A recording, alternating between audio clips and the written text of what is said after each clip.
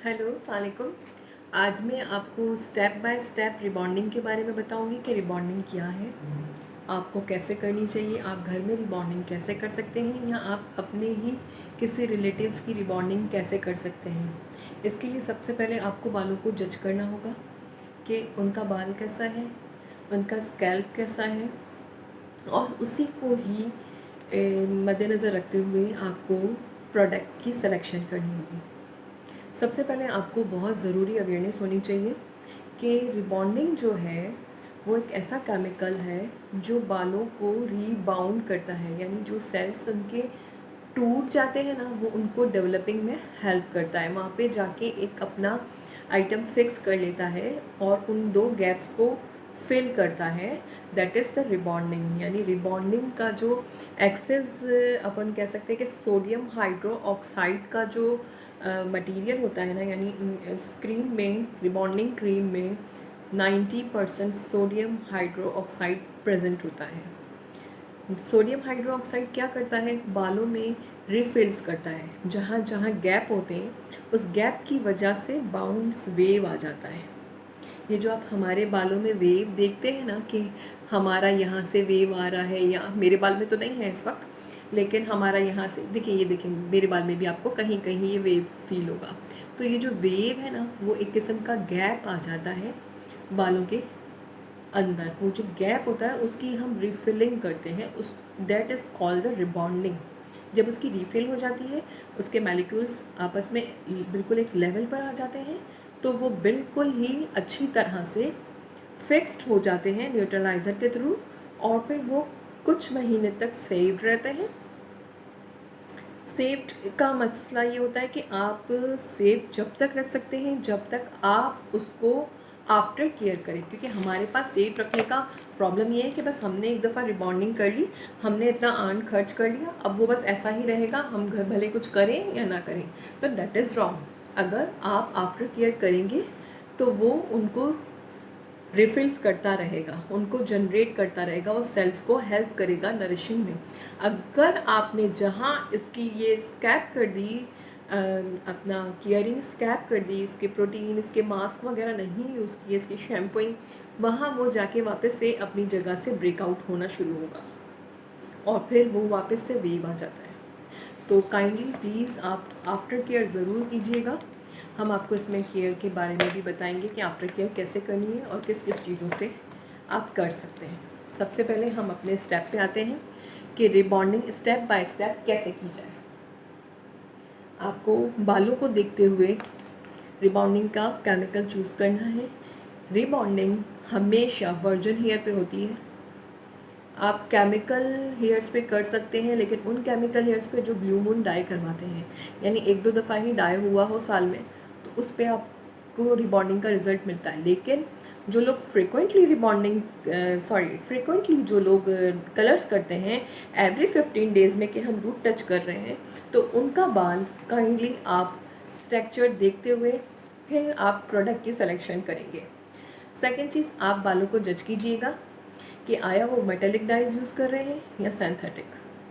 Synthetic dies वो होते हैं जो ऑर्गेनिक होते हैं, मेटेलिक डाइज वो होते हैं जो आइटम से यानी गैसेस से बने हुए होते हैं। इसके बारे में हम आपको आगे ब्रीफिंग देंगे, लेकिन इस वक्त हम आपको रिबॉन्डिंग की ब्रीफिंग दे रहे हैं। रिबॉन्डिंग हमेशा 100% रिजल्ट्स आपको सिर्फ वर्जन हेयर में मिलेगा, नॉट केमिकल हेयर, ना ब्लीच हेयर, ना ही आपको हेना ट्रीटेड में मिलेगा। जितनी भी कंपनीज़ रिबॉन्डिंग की इंटरनेशनल मार्केट्स में आज तक हैं, या जो भी कंपनीज़ इंटरनेशनल मार्केट्स में हमें लर्निंग के थ्रू बताती हैं अपने प्रोडक्ट के बारे में कि उस प्रोडक्ट में क्या है, तो उस प्रोडक्ट्स में हमेशा हर कंपनी अपने प्रोडक्ट्स में सोडियम हाइड्रो ऑक्साइड की जो क्वांटिटी है वो ज़्यादा से ज़्यादा रखती है, क्योंकि हमारे बालों में उसकी लेस हो जाती है, जिसकी वजह से बालों में गैप्स आ जाते हैं और वो गैप्स को हम रिफ़िल करते हैं। तो आप हमेशा ये याद रखिएगा। आज मैं आपको स्टेप बाय स्टेप घर में रिबॉन्डिंग करने का तरीका बताती हूँ। मैं आपको बता चुकी हूँ कि ब्लीचिंग वाले हेयर में बिल्कुल भी रिबॉन्डिंग नहीं होती है, क्योंकि उनके क्यूटिकल्स बिल्कुल ओपन होते हैं और उसमें बिल्कुल भी उनका पीएच लेवल इतना हाई होता है कि अगर आपने उसको रिबॉन्डिंग का मटेरियल लगा दिया तो हो सकता है एक तो ये कि उसका बाल बर्न होकर कर्ल आ जाएगा, उसके बालों में फ्रिज हो जाएगा। सेकंड, वो इतना ड्राई डैमेज हो जाएगा कि आप उसको वापस से हैंडल नहीं कर सकते जब तक कि वो कटिंग के थ्रू कट ना जाए या जब तक उसकी न्यू ग्रोथ ना आ जाए। तो ये चीज़, सेकंड चीज़ और थर्ड चीज़ ये है कि जितना ज़्यादा डैमेजेस होगा, क्योंकि डैमेज बाल होता है ना, उसको रिपेयर तो करते हैं हम लोग। उसको रिपेयर करने के लिए हमारे पास केराटिन, रिलैक्सिंग और बोटॉक्स ट्रीटमेंट है। बहुत ज़्यादा डैमेज बाल, जो केमिकल ट्रीटेड डैमेज बाल होते हैं या हेना ट्रीटेड डैमेज बाल होते हैं, उनको हम रिबॉन्डिंग के थ्रू डैमेजेस कंट्रोल नहीं कर सकते, बिकॉज दैट कि वो इसके लिए ये मटेरियल बहुत हार्मफुल होता है। तो आज हम आपको बताएंगे कि स्टेप बाय स्टेप आप कैसे कर सकते हैं अपने बालों को लेते हुए। सबसे पहले, at first here is wash with non conditioner shampoos. आप वो शैम्पू लेंगे जिसमें कंडीशनर ऐड नहीं होगा। आप सबसे पहले अपने बालों को शैम्पू से वॉश करेंगे ताकि, और वॉश करते वक्त सर का मसाज अच्छी तरह से आप फिंगर वाले एरियाज़ को रोटेट करते हुए सर्कुलर मूवमेंट में पूरा आप अच्छी तरह से शैम्पू करेंगे। सेकंड चीज़ आप ये करेंगे कि जब आप शैम्पू करेंगे तो उस सर्कुलर मूवमेंट से आपके क्यूटिकल्स ओपन हो जाते हैं, और ये क्यूटिकल ओपन करने के लिए हम इनको 2 दफ़ा शैम्पूइंग करवाते हैं, इसलिए ताकि हमारे क्यूटिकल प्रॉपरली ओपन हो जाएं और जो हम रिबॉन्डिंग का मटेरियल इसमें डालेंगे वो इसमें फिक्स्ड हो जाए। इसलिए हम उसको अच्छी तरह से क्लाइंट का बाल वॉश करेंगे बहुत ही नाइसली। ऐसा ना हो कि आपने सिर्फ यहाँ शैम्पू लगाया, आपने बैक पे नहीं लगाया। आपको अप और लोअर पार्ट, दोनों पार्ट पे अच्छी तरह से ये लगाना है और उसको सर्कुलर मूवमेंट में आपको इस तरह से मसाज करना है शैम्पू को, ताकि उसके सारे स्कल के क्यूटिकल्स हैं, जो बालों के क्यूटिकल्स होते हैं, वो ओपन हो जाएं। जब वो ओपन होंगे तब आप इस पर रिफिल कर सकेंगे रिबॉन्डिंग का मटेरियल। शैम्पू के अंदर कंडीशनर ऐड नहीं होना चाहिए, क्योंकि कंडीशनर ऐड होने से इसके क्यूटिकल क्लोज हो जाएंगे, वो टोटली ओपन नहीं होंगे, तो वो मटेरियल वहाँ फिक्स नहीं होगा। और आपको उसमें शैम्पू करवाना ही नहीं है, कंडीशनर करवाना ही नहीं, आपको सिर्फ और सिर्फ शैम्पू करना है, आपको सिर्फ और सिर्फ शैम्पू। ठीक है। Hair is bright completely, hair dry.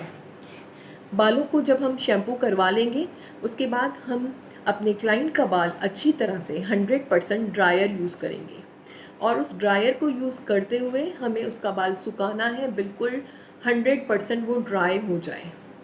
उसके बाद हम इसकी पार्टिंग करते हैं। हम बालों को 4 सेक्शन में डिवाइड करते हैं। हम हमेशा हमारा काम बैक से स्टार्ट करते हैं और हम इसकी डिवाइड करते हैं इसको 4 सेक्शन में, और 4 सेक्शन में डिवीज़न के बाद हम अप्लाई करते हैं अपना रिबॉन्डिंग क्रीम। यहाँ पे मैं आपको एक ब्रेक दूंगी, क्योंकि मैं क्रीम की आपको अवेयरनेस दूँ कि हम जो रिबॉन्डिंग क्रीम अप्लाई कर रहे हैं वो कौन सी होनी चाहिए, किस बालों के लिए कौन सी क्रीम आपको यूज़ करनी है। क्योंकि जब हमारा एप्लीकेशन टाइम आता है तभी हम डिसाइड करते हैं वॉश के बाद कि हमने इसका क्यूटिकल ओपन कर दिया है। अब हमने ड्राई करके देखना है कि हमारे कस्टमर का बाल या हमारे क्लाइंट का बाल किस वजह से ड्राइनेस है, आया कि उसकी ड्राइनेस इस रिबॉन्डिंग के कौन सी क्रीम नंबर से फिल हो सकती है। अगर तो उसका बाल वर्जन है तो आप 0 नंबर की क्रीम यूज़ करेंगे। वर्जन हेयर पे 0 नंबर, वर्जन का हेयर का मतलब ये होता है जिसके बालों में कोई केमिकल्स ना लगा हो, उसको हम वर्जन हेयर कहते हैं। अगर उसका बाल मीडियम हेयर है, यानी कलर अप्लाई किया हुआ है साल में 1-2 दफ़ा, यानी ब्लू मून जो हम करते हैं, तो आप उसको 1 नंबर की करेंगे। और अगर उसका बाल बहुत ज़्यादा वीक और ड्राई डैमेज है तो आप उसको 2 नंबर करेंगे। कुछ ऐसा भी होता है कि बालों में वेव की सिचुएशंस को देखते हुए हम करते हैं। वेव की सिचुएशंस ये होती हैं कि अगर आपका स्ट्रॉन्ग वेव है जो आपको लगता है कि वो 1 नंबर से नहीं जाएगा, तो आप उसको 0 और 1 मिक्स करके करेंगे। अगर आपका बाल स्ट्रॉन्ग वेव भी है और उसमें केमिकल्स भी हैं और आपको लगता है कि वो केमिकल ब्लीच है या डैमेज है, तो कॉन्शियसली आप 1 और 2 की मिक्सिंग करेंगे, लेकिन अगर उसमें 100% ऑफ ब्लीच, 50% ऑफ ब्लीच है कि उसने बहुत ज़्यादा हाइलाइटिंग कराई हुई है और वो यूजुअली साल में 2 दफ़ा हाइलाइट्स करवाती ही रहती है, तो आप उनको रिबॉन्डिंग के लिए प्रेफर नहीं करेंगे, क्योंकि ब्लीच टोटली आपका पीएच लेवल को बहुत ऊपर ले जाता है और उसमें ड्राई डैमेज होता है। इसके अलावा अगर आपको लगता है कि आपकी क्लाइंट का बाल ब्लीचिंग एजेंट के बाद भी अच्छा है और वो बोलता है कि मैंने बहुत अच्छे मास्क यूज़ किए हुए हैं, तो फिर आप अकॉर्डिंग टू क्लाइंट के बालों को देखते हुए अपनी ट्यूब्स की सजेशंस करेंगे, कि आप सजेस्ट करेंगे उनको कि आप कौन सी ट्यूब पे जाएंगे, और आप उनको ये भी बताएंगे कि अगर मैं ये 2 नंबर यूज़ कर रही हूँ तो इसमें आपका बाल 100% रिफ़िल नहीं होगा। आप उनको सब चीज़ की अवेयरनेस देते हुए ये काम करेंगे। अगर आप नहीं देंगे तो बाद में यही कहा जाएगा कि देखो मैं तो रिबॉन्डिंग कराने के लिए बैठी थी और इसने मेरे बालों में कहीं कहीं वेव और डेंट छोड़ दिया है, तो वो चीज़ सही नहीं होगी। वो फिर आपका क्लाइंट जो है आपसे नाराज़ हो जाएगा, तो अक्सर हो भी जाते हैं। तो मैं यही बोलूँगी कि आपको क्लाइंट को हमेशा ये बताना चाहिए कि रिबॉन्डिंग का रिज़ल्ट 100% वर्जिन हेयर पे होता है, केमिकल ट्रीटेड पर नहीं होता। ठीक है। और अब इसके बाद हम आते हैं कि अप्लाई कैसे करना है, आप घर में कैसे अप्लाई करते हैं, ये सब चीज़ें आपको बहुत अच्छी तरह से क्लियर हो गई होंगी। अब हम इसके पार्ट 2 जो हमारा पहला का पार्ट रहा हुआ था, जो मैंने आपको बताया कि आपको अप्लाई कैसे करना है, आप उसकी 4 सेक्शनिंग लेंगे। आप नैप से काम करेंगे। नैप से आपने बहुत पतले पतले से फाइन से स्लाइसिंग करनी है बालों की, और उस पर लेस प्रोडक्ट लगाना है। दिस इज़ वेरी इम्पॉर्टेंट कि आपको बहुत लेस प्रोडक्ट लगाना है। अगर आपने भर भर के प्रोडक्ट लगा दिया तो वो आपके बालों को दोबारा डैमेज कर सकता है। आपको बहुत लेस क्वांटिटी में अपने हैंड्स की एप्लीकेशन से उसको फाइन थोड़ा थोड़ा सा लगा के फिर गैप से लगाना है, और फिर उसको अच्छी तरह से एमल्सिफाई करना है, ऊपर से नीचे कॉम्ब के थ्रू या हैंड के थ्रू। रिमेंबर दैट कि आपको जब भी एप्लीकेशन करनी है, आपको रूट से 1 सेंटीमीटर बालों को छोड़ते हुए फिर क्रीम की अप्लाई करना है, एप्लीकेशन करनी है। आप कभी भी फर्स्ट क्रीम की एप्लीकेशन रूट्स में नहीं करेंगे। रूट से आप 1 सेंटीमीटर बालों को छोड़ते हुए और फिर आप यहाँ से एप्लीकेशन स्टार्ट करेंगे। जब आप पूरे सर की एप्लीकेशन कर लेंगे, उसके बाद आपको नॉर्मली वर्जिन हेयर का टाइम 30 मिनट्स होता है, लेकिन अगर आपका बाल केमिकल ट्रीटेड है तो फिर आपको उसको एवरी 15 मिनट्स में इसकी इलास्टिसिटी चेक करनी पड़ेगी आपको। लेकिन ऐसा नहीं है कि आपने एक ही जगह से बाल लेके चेक किया, नहीं, आपको डिफरेंट पार्ट से उसको चेक करना पड़ेगा कि आया, मैं उसको खींच के देखूं कि इसमें इलास्टिसिटी आई है, कितनी आई है, या उसका बाल डैमेज तो नहीं हुआ। क्योंकि जब हम उसको चेक करते हैं बालों को, तब चेक करने का रूल ये होता है कि आपने ये बाल लिया, आपको नज़र आ रहा है, और इसको इस तरह से करके इसको पुल किया। अगर वो टूटा होगा तो आप समझ जाइए डैमेज हो गया है, और फ़ौरन ही आप उसको वॉश आउट करें। आपको ये नहीं देखना कि नहीं प्रोसेसिंग टाइम 30 मिनट का है तो मैं पूरे 30 मिनट रखूँ, नहीं, आपको ये चीज़ हर 15 मिनट में चेक करनी है। चेक करते हुए आपको ये चीज़ बिल्कुल उस हिसाब से काम करना है। अगर तो आपका बाल नहीं टूट रहा है, बिल्कुल सही है, तो आप उसको रहने दें। अगर आपका बाल टूट रहा है तो फ़ौरन आप उसको रिंस आउट करें, और उसके बाद आप सेकंड एप्लीकेशन का इंतज़ार करें। तो जब आपका प्रोसेसिंग टाइम पूरा हो जाएगा 30 मिनट्स, आप उनको शेंक पे ले जाएं और टोटली अच्छे से प्रेशर वाले पानी से उनको रिंस आउट करें। रिंस आउट करते वक्त आप अपने हाथों को बालों में ऊपर से नीचे सिर्फ ले आके उसको इस तरह से बाहर निकालेंगे, और बहुत अच्छी तरह से आपको रिंस आउट करना है ताकि ये पानी से अच्छी तरह से क्रीम निकल जाए। उसके बाद आपको दोबारा से इसको ड्राई करना है। उसके बाद आप 100% दोबारा ड्रायर यूज़ करेंगे। ड्रायर यूज़ करने के बाद आप उसको दोबारा सेक्शनिंग करके वही थिन सेक्शनिंग लेते हुए आप उसको स्टेप बाय स्टेप स्ट्रेटनर से आयरनिंग से स्ट्रेट करेंगे। बी कॉन्शियस, यहाँ पे भी आपको बहुत कॉन्शियस रहना पड़ेगा। स्ट्रेटनिंग करते वक्त आपको आपका हीट टेम्परेचर कंट्रोल आपके हाथ में होगा। ऐसा नहीं है कि मैंने आपको बोला कि आप 200 डिग्री यूज़ करें तो आप सब पे यूज़ कर सकते हैं। It's depending on the damage कि आपको ये सारा चीज़ डैमेजेस को देखते हुए करनी है। अगर हमारा बाल डैमेज है तो हम 190 डिग्री पे करेंगे। अगर हमारा बाल और ज़्यादा केमिकल ट्रीटेड डैमेज बाल है तो हम 170 डिग्री से स्टार्ट करेंगे। ऐसा नहीं है कि मैं स्ट्रेट फॉरवर्ड 200 पे जाऊँ और 200 से ही करूँ, नहीं। इस तरह ज़्यादा हीट देने से भी बाल डैमेज हो सकता है। तो ये सब चीज़ें छोटी छोटी चीज़ें हैं जो आपको बहुत हेल्प आउट करेंगी और इसके थ्रू आपको जितने भी प्रॉब्लम्स होंगे वो सब क्लियर आउट होते जाएंगे। तो मैं आपको बताऊंगी कि आपने बहुत स्मॉल अमाउंट लेना है। एप्लीकेशन टाइम जो है आपका 30 मिनट्स है। इसके बाद आप वॉश करेंगे 190 से 210 डिग्रीज तक आप स्ट्रेटनिंग यूज़ करेंगे। जब आपकी फुल बालों की स्ट्रेटनिंग हो जाएगी तब आप अप्लाई करेंगे इसका न्यूट्रलाइज़र। न्यूट्रलाइज़र जो है वो भी आप स्टेप 4 सेक्शनिंग के स्टेप बाय स्टेप करेंगे। आप न्यूट्रलाइज़र को आप रूट्स पे टच कर सकते हैं। रूट से न्यूट्रलाइज़र की एप्लीकेशन जो है वो रूट टू लेंथ होगी और आप उसको लगा के 30 मिनट्स के लिए छोड़ देंगे।